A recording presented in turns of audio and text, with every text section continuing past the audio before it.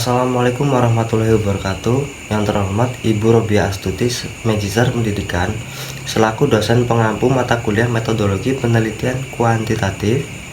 Izin memperkenalkan diri, nama saya Rizky Aprian Saputra dengan NPM terakhir 138. Di sini saya sebagai moderator kelompok 5 yang akan mempresentasikan materi tentang penelitian korelasional.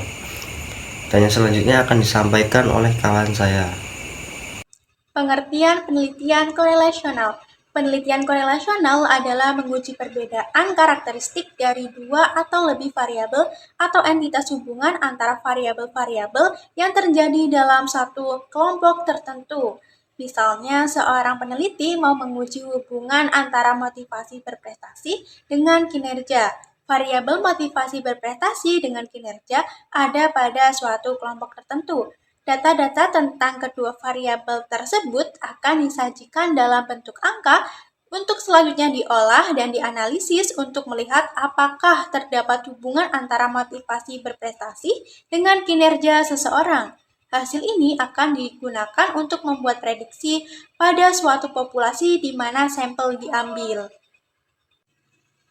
Selanjutnya, penelitian korelasional memiliki dua tujuan. Yang pertama, memberikan penjelasan, yaitu mendeskripsikan arah dan kekuatan hubungan antara variabel-variabel dalam suatu kelompok. Yang kedua, membuat prediksi, yaitu mengestimasi sejauh mana perubahan dalam satu variabel prediktor akan menjelaskan perubahan pada variabel yang lain, variabel kriteria pada suatu kelompok sasaran.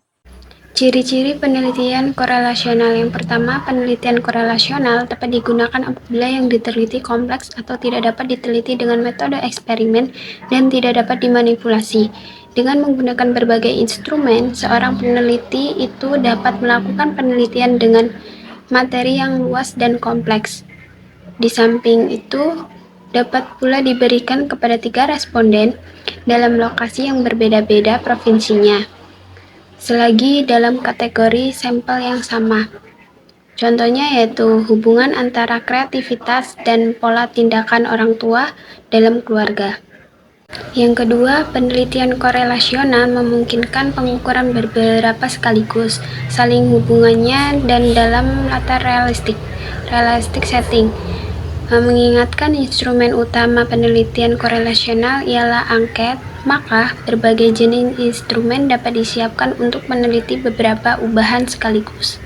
Di samping itu, instrumen yang sama dapat pula disebarkan pada lokasi yang luas dalam waktu yang terbatas. Dan yang ketiga, apa yang diperoleh adalah kadar degree hubungan, bukan ada atau tidak adanya pengaruh di antara ubahan yang diteliti, kecuali apabila menggunakan teknik analisis yang lebih kompleks sehingga dapat dicari pengaruhnya, menurut Muri Yusuf 2017. Sekian materi dari saya. Materi selanjutnya akan disampaikan oleh rekan saya. Baik, selanjutnya, adapun penelitian korelasional mempunyai bermacam-macam jenis-jenis rancangan. Yang pertama, korelasi bivariat. Korelasi bivariat ini merupakan rancangan penelitian korelasi yang bertujuan untuk mendeskripsikan hubungan antara dua variabel. Hubungan antara dua variabel yang diukur tersebut mempunyai tingkatan dan arah. Kedua, regresi dan prediksi.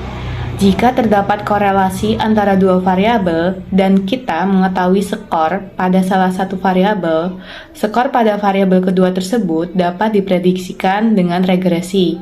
Regresi merujuk pada seberapa baiknya kita dapat membuat prediksi tersebut. Ketiga, regresi jamak atau yang disebut multiple regression. Regresi jamak merupakan perluasan regresi dan prediksi sederhana dengan penambahan beberapa variabel.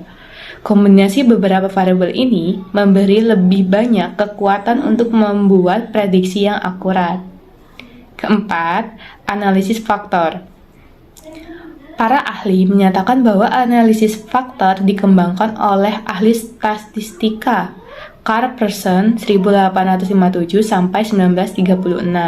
Yang selanjutnya dikembangkan Charles Edward Sperman 1863 sampai 1945. Dalam studinya, Sperman menjelaskan analisis dua faktor yang mengidentifikasi faktor inteligensia dapat dibedakan menjadi dua faktor, yaitu kemampuan kuantitatif dan kemampuan verbal. Saya, Farul Fauzia, dengan NPM 104 akan membacakan contoh judul Correlational Research. Contoh judul Correlational Research. Yang pertama, korelasi antara motivasi belajar dengan hasil belajar siswa dalam pembelajaran IPA di sekolah dasar. Yang kedua, korelasi tingkat perhatian orang tua dan kemandirian belajar dengan prestasi belajar siswa. Selanjutnya yaitu ada langkah-langkah penelitian korelasional. Yang pertama, pilih dan rumuskan masalah. Yang kedua, lakukan studi literatur untuk memperkuat landasan teori dan untuk mengungkap temuan penelitian yang sudah ada. Yang ketiga, berdasarkan masalah yang telah dirumuskan, identifikasi ubahan yang relevan untuk diteliti. Yang keempat, tentukan sampel, susun dan pilih instrumen yang cocok, serta tentukan pula teknik analisis data.